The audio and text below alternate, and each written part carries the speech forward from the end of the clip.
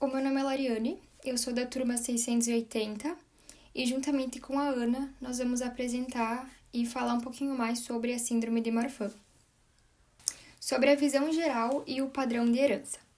A síndrome de Marfan ela é uma das doenças hereditárias mais comuns do tecido conjuntivo. Ela é uma condição predominantemente autossômica dominante e a incidência relatada dela é de 1 em 3.000 a 5.000 indivíduos. Enquanto a maioria dos indivíduos com Marfan tem um pai afetado, cerca de 25%, ou seja, um quarto ou mais dos probandos, tem Marfan como resultado das chamadas mutação de novo. A mutação ela acontece no gene da fibrilina 1 e a posição cromossômica é a 15q21. Bom, agora eu vou explicar um pouco mais sobre a mutação que acontece no gene. A síndrome de Marfan ela é uma desordem tecidual sistêmica e ela é altamente variável. As características clínicas dela elas são bem semelhantes a uma variedade de outras doenças hereditárias, por isso que ela deve ser observada, estudada e distinguida. A maioria dos pacientes com o fenótipo típico de Marfan abriga várias mutações envolvendo o gene, como já mencionado, FBN1, que codifica a proteína fibrilina 1 do tecido conjuntivo. Só que várias mutações no FBN1 também podem causar uma ampla gama de fenótipos que são considerados mais leves do que frequentemente se encontra nos portadores da síndrome de Marfan. Mas, em algum grau, sempre há uma sobreposição com o fenótipo clássico de Marfan. Nessas duas lâminas de tecido conjuntivo, a gente consegue observar a degeneração do tecido que acontece nos portadores de síndrome de Marfan por conta dessa mutação no gene da fibrilina 1, que acaba não codificando vários componentes do tecido conjuntivo. Em relação às manifestações clínicas dessa síndrome agora.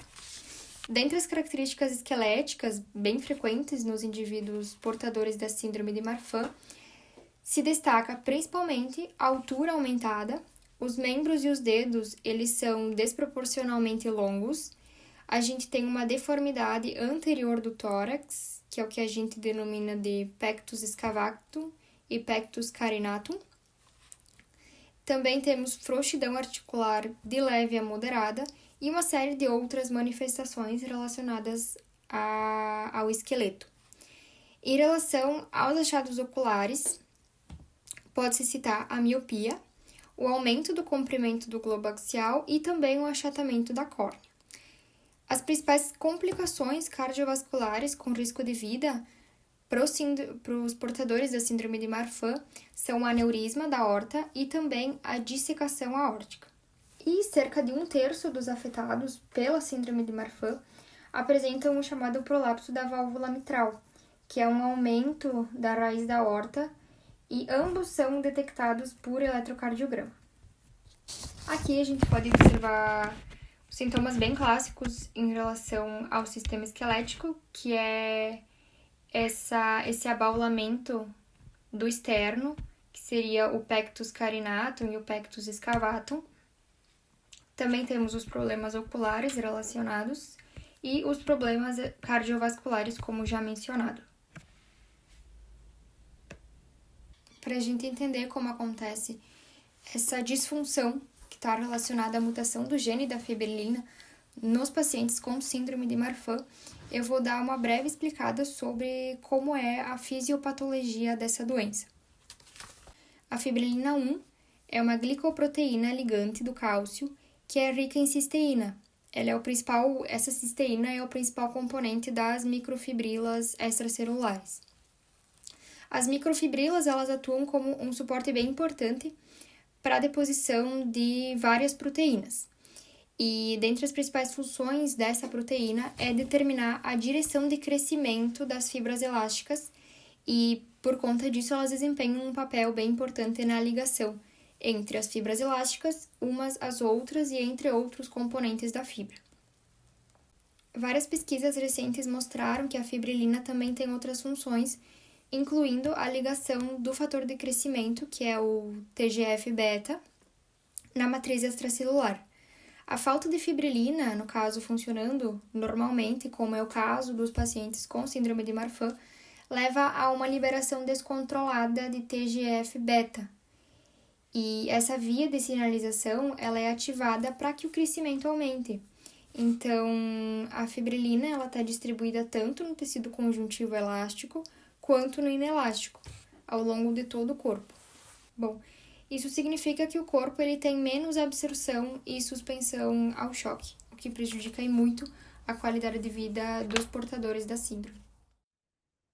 Olá, eu sou Ana da 680 e vou juntamente com a Lariane apresentar o seminário sobre síndrome de Marfan. Eu vou falar um pouco sobre diagnóstico, idade de início, algumas características genéticas e posteriormente apresentar um caso clínico. O diagnóstico da síndrome de Marfan é praticamente clínico, onde se faz uma anamnese do paciente procurando por características como pectus escavatum, problemas esqueléticos ou problemas no cristalino, que seriam essas imagens que está no slide. A idade de início ela é bem precoce. É possível diagnosticar um paciente com Marfan nos primeiros meses de vida, ou até nos primeiros anos. Algumas características interessantes é que 1% dos casos de Marfan são resultado de uma mutação de novo, e não diretamente transmitido pelos pais. Foi sugerido anteriormente que Marfan poderia ter homozigose, mas acabaram realizando alguns estudos e descobriram que, na verdade, ele seria heterozigoto com duas mutações diferentes para o gene da fibrilina. Um desses casos é a mãe era heterozigótica para substituição GLI2627 para ARG, enquanto o pai tinha uma mutação TRP217 para GLI heterozigótica. E a criança acabou herdando ambas as mutações. Também, com um estudo com 4 grandes famílias com síndrome de Marfan, foi confirmada a atribuição do MFS1 ao cromossomo 15.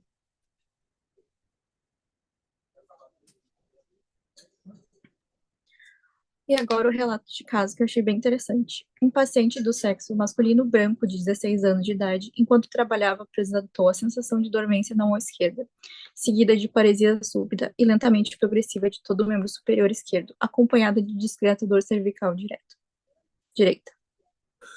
Não havia relato de traumatismo cervical ou de movimento brusco cervical. Uma coisa interessante é que um paciente bem jovem, então não é comum acontecer uma dissecção de carótida. E aconteceram outros achados também. O ecodoppler do paciente revelou um prolapso da válvula mitral, também muito comum em pacientes com síndrome de Marfan. E ele teve antecedentes de subluxação do cristalino, também alguma coisa relacionada ao Marfan.